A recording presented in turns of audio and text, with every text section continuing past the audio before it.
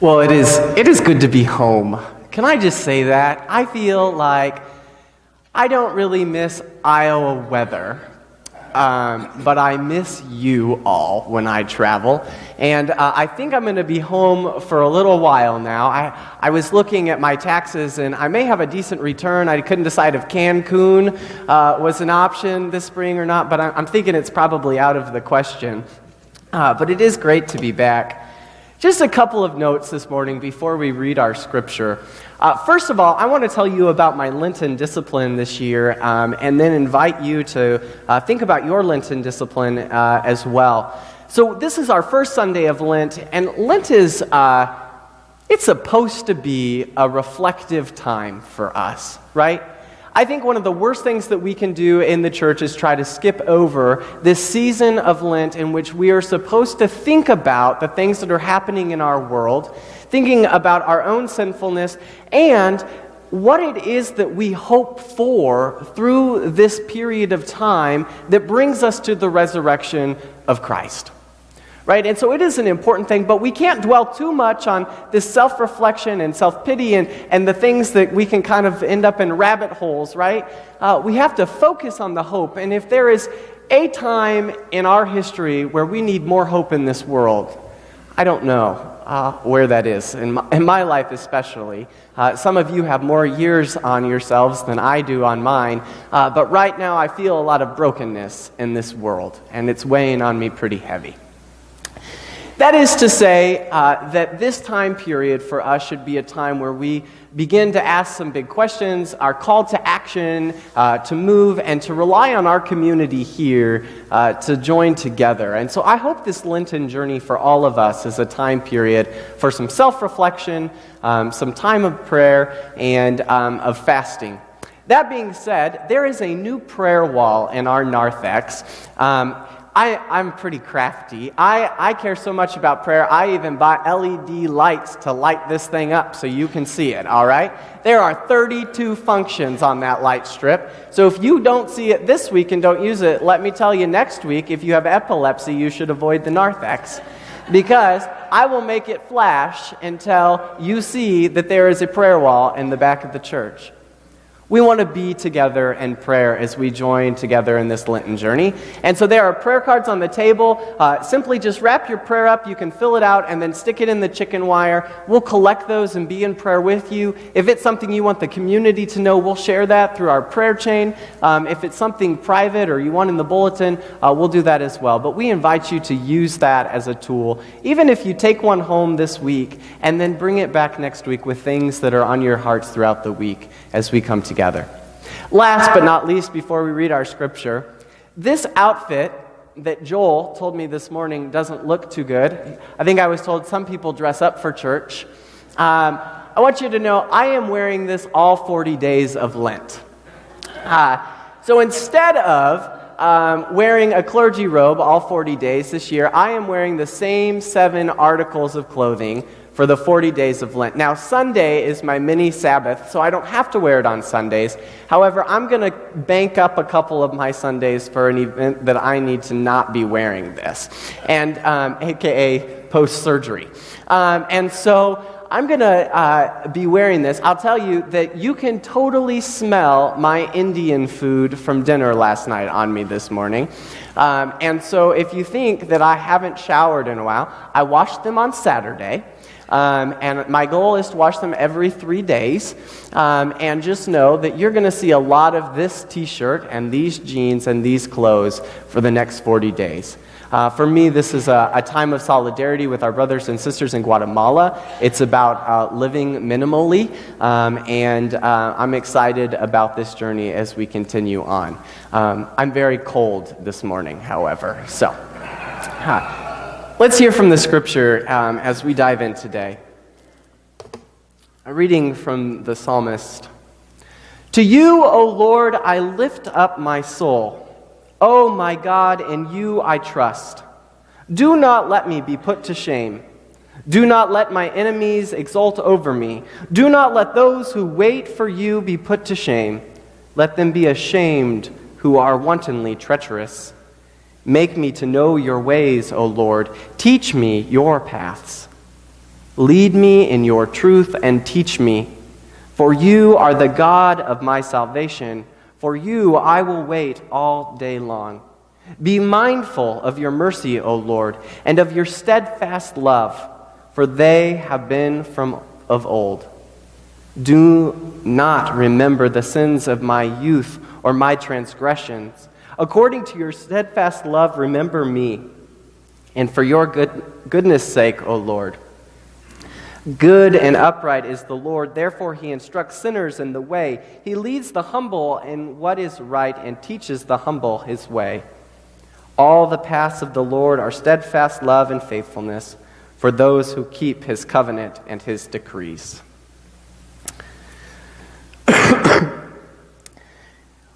I want to talk to you about a story from Guatemala. I decided to go on this trip again and invited my mother to go with me. And my mom, she's a peach. You've heard me talk about my mom in sermons before and my family and the chaos of that. Let me tell you what, Mom is number one in my book and always will be. But that doesn't mean that it's not sometimes fun to make a little fun of her.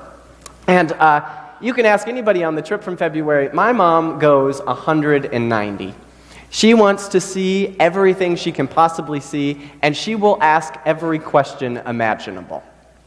She's a hoot to travel with. Well, I didn't know what to expect on this trip with my mom. First of all, there's always kind of this weird thing where I feel like my mom can't accept that I'm actually a pastor. And so sometimes, like when she comes to my Bible studies and things, as soon as we get into the car or home, I get a whole long list of everything I should have done differently. And so I was a little nervous about going on this trip because, one, I knew we were going to be seeing things that she couldn't even imagine she was seeing. And so when we showed up in Guatemala, we get to our hotel, and we have this beautiful view of Lake Atitlan, and we're all there, and it's just beautiful, and I think she thought, wow, this is going to be a nice week, you know?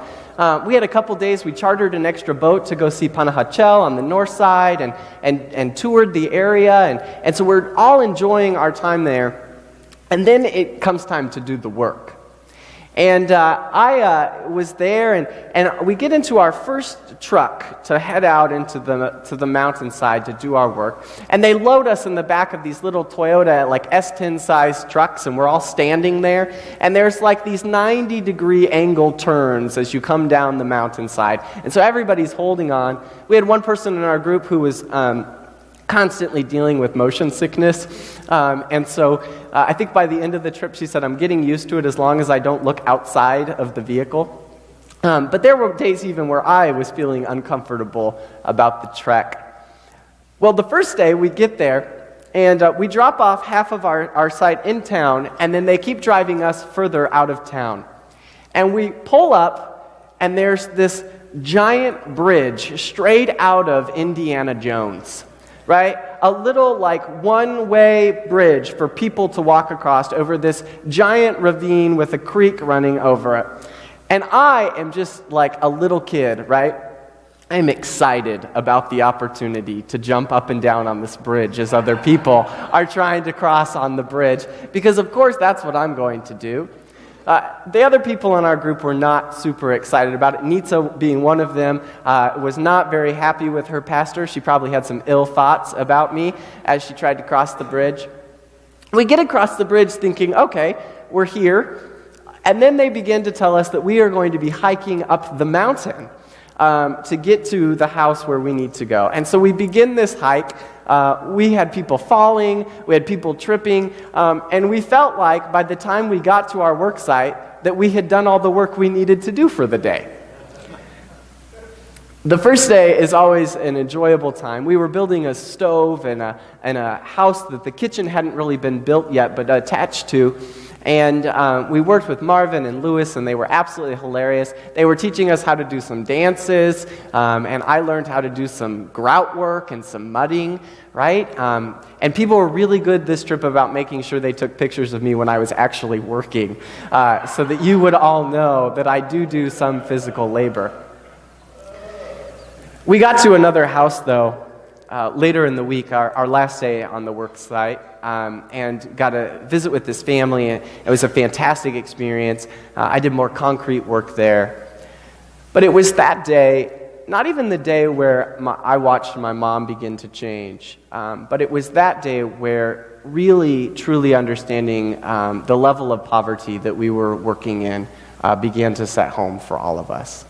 You see, the day before we were at this house, and they were pretty far along, and they really didn't need a lot of our help. And so they were having us move dirt around, and all of a sudden we ran out of dirt from where they wanted it to go, and so we asked them, where do we get more dirt? And they pointed down the mountainside. I'm out, I said. I grabbed some wire cutters and started cutting wire off things. And all of a sudden, I watched members of our group find the smallest buckets they can and begin walking down the mountainside, filling their buckets up with as much dirt as they can, and then hiking up the side of this mountain to bring dirt to fill this floor. I watched Dave Dovenspike throw an entire bag on the back of his back and walk up that thing.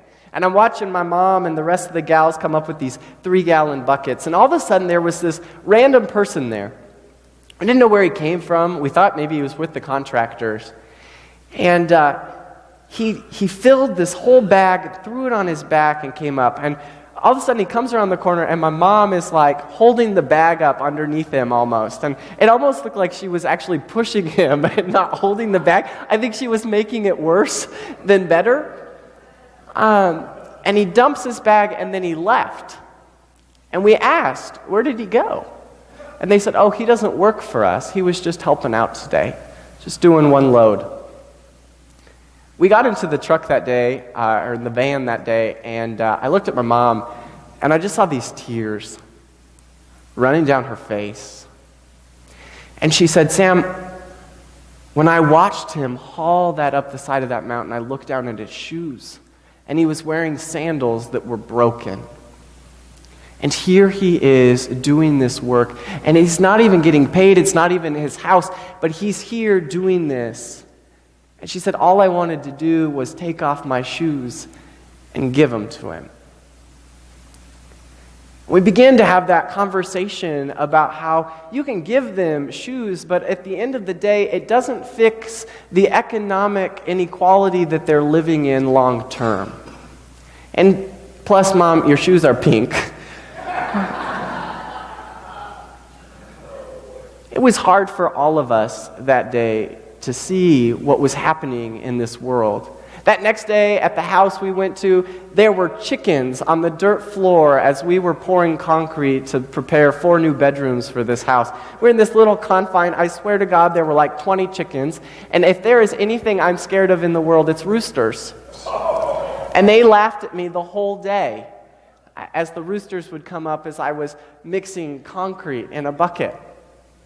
They eventually had to tie them up by the foot. It was an experience to think about just how fortunate we really are. I prayed a lot when we were in Guatemala. I prayed more in Guatemala than I did the entire time I was in the Holy Land. And then I got a text message about the suicide that happened in our high school. And I began to struggle with what it was like, because when I was there in June last year, I got a text message from my church in Omaha that we had a 17-year-old die of cancer.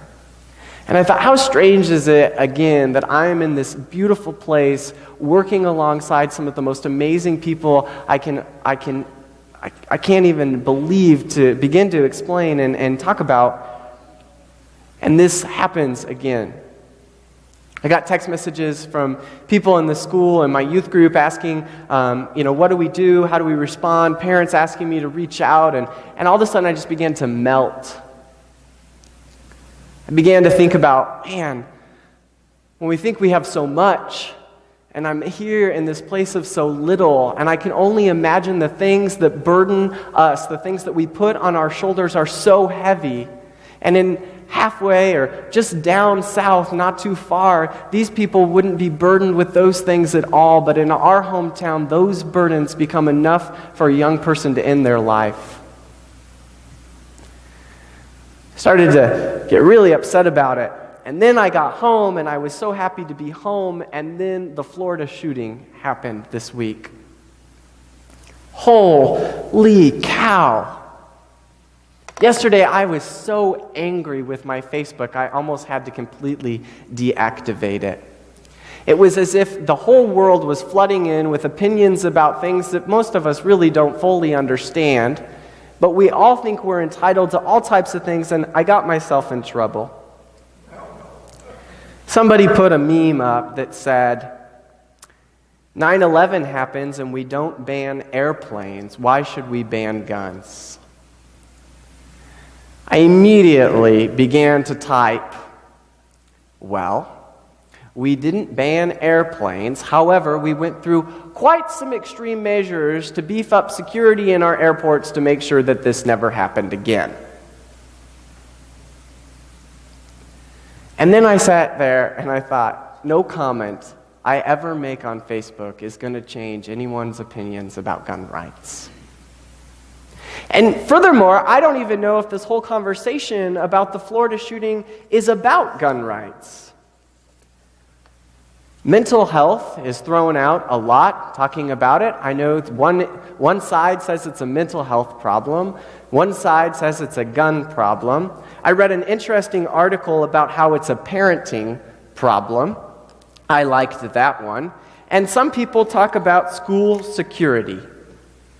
And ultimately, where I came down to was we keep on having this war about thoughts and prayers. And several months ago, I talked about how that statement needs to be thrown away because it's our, taboo kind of way of responding to something. And this week alone, all I could think is, I don't want to tell people not to say thoughts and prayers because if the world needs anything right now, it needs more prayer.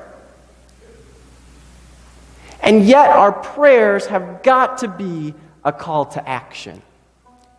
I was reminded by the psalmist this week as we read through chapter 25 of a couple things.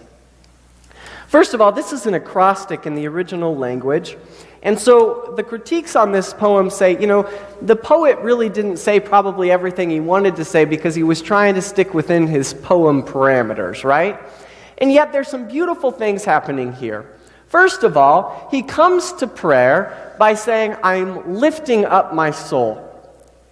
That there is a complete openness to acknowledging that we have to move beyond ourselves to be in prayer with God.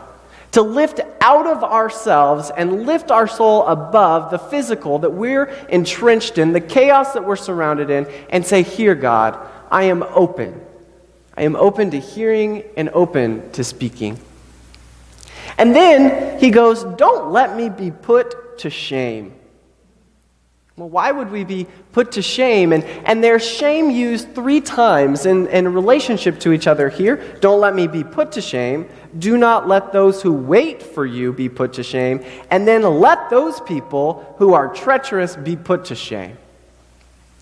Begins to describe this relationship that we have with God and what we're doing. It tells us that as we lift our souls up and as we prepare to be in prayer, as we are in prayer with God, that we don't want to be ashamed of what we say and don't say, what we do and don't do, and a comparison to those who are treacherous. And then he begins to talk about enemies. And unlike other psalms, we don't really know who the enemies are here. We're imagining that these are both physical, potentially even military enemies of the person writing the psalm, and also the spiritual forces of wickedness. Both foes indeed. The thing that happens as this poem continues to unfold, however, is it reminds us that we have to humble ourselves to be open to hearing what God is leading us to do. Note, it doesn't say, I am full of pride, and I stand before you prideful, and because of my pride and understanding and wisdom of this world, I can follow your ways and your commands. Instead, the psalmist tells us, humbly, I come before thee. He leads the humble in what is right and teaches the humble his way. I sat there and I thought, as I typed on my Facebook account yesterday, I am the most humble writer I can imagine, and I have all the answers for future school shootings. No. It was my pride, my wisdom, my knowledge, my understanding of the world that led me to share an opinion that doesn't help me better be in relationship to other people at all. Do not remember the sins of my youth or my transgressions. According to the steadfast love, remember me, and for your goodness' sake, O Lord. I watched as the student survivors of Florida came together with a rally cry that this would be the last shooting in schools. I think about the times in my life that I could have been a part of something that hopefully made a change in the world and chose not to do so. I think about the times with our high school youth and our middle school youth that we don't talk about mental health, where we don't parent and we don't guide those people to let them know that it gets better. There is hope in this world. There are trustworthy adults that you can reach out to. And I think, man, we missed those opportunities. I think about the times, even this last week, where I sat in a room with middle school girls for an hour after Ash Wednesday service as they cried, as they talked about being molested by family members, as they talked about being close to the person who committed suicide, and realizing that church was happening in this building because we came together to lean on one another when we needed it most. And I look at this psalm and I think, I don't want to see this war on thoughts and prayers anymore. What I want to see is that our thoughts and prayers call us to be a community that seeks ways to change things. If you think guns are the problem, then rally behind getting rid of guns. If you think mental illness is the problem, then make sure that your state representatives know that we need mental health in our state. If you think it is a school security issue, then be at every school board meeting and tell there is security in our schools. Because let me tell you, it doesn't matter if we fix one of these issues, but if we're all together working from our own perspective to fix all of them, some change will happen. Because I refuse to sit back and watch the news and then watch us have these stupid fights over and over again, and yet none of us are willing to step up to the call, to respond to the need, and to be there for the young people of this world. As we look at Lent, we have a canvas that has been set for us in our community and internationally and within our country that is calling us to think about the way Christ is leading us. You know, the other scriptures for today were about the flood. God looked down and thought it was so bad, he wiped us all out. We have a story to tell that is so much more important than a flood. We have a story about a God who said the flood didn't work. You haven't quite yet figured it out. And so let me come and live amongst you and understand why this world is the way it is. Let me feel the temptation that you feel. Let me feel the hurt and the pain and the suffering. And let me take that on the cross for you. That message of hope stands in front of the mental illness. It stands in front of the guns. It stands in front of the parenting, the school security, all of the issues that we're surrounded with. We have to take that message of hope and begin to find ways to use the hope that we have within our own hearts, within our own church buildings, and share that with our community because young people in our world are hurting. And we can't stand to sit in our pews and do nothing anymore. Let us lift our souls to God this Lent season. Let us truly feel the hurt and pain when we become vulnerable before our God and confess what it is we need to confess. Let us stare our foes and our enemies, spiritual and physical, in the face and confront them with a God who strengthens us for this journey. Right before we left for Guatemala, I was diagnosed with a hernia. And I'll tell you, being on a mission trip with a hernia and stuck at a 5-pound weight limit was not a lot of fun. Especially all the walking around and the moving and the jumping in and out of a truck. But the hardest part of being on that trip was watching my mom do the heavy lifting when I couldn't. To be in a place where I see the need and physically was unable to assist. We're not physically unable. And we are definitely not spiritually unable to assist this broken world. May God wrap us together as a community to respond to the needs of our students here in our community, in this nation, and may we respond to all of the needs of the community in the way God is calling us to do so. Thanks be to God. Amen.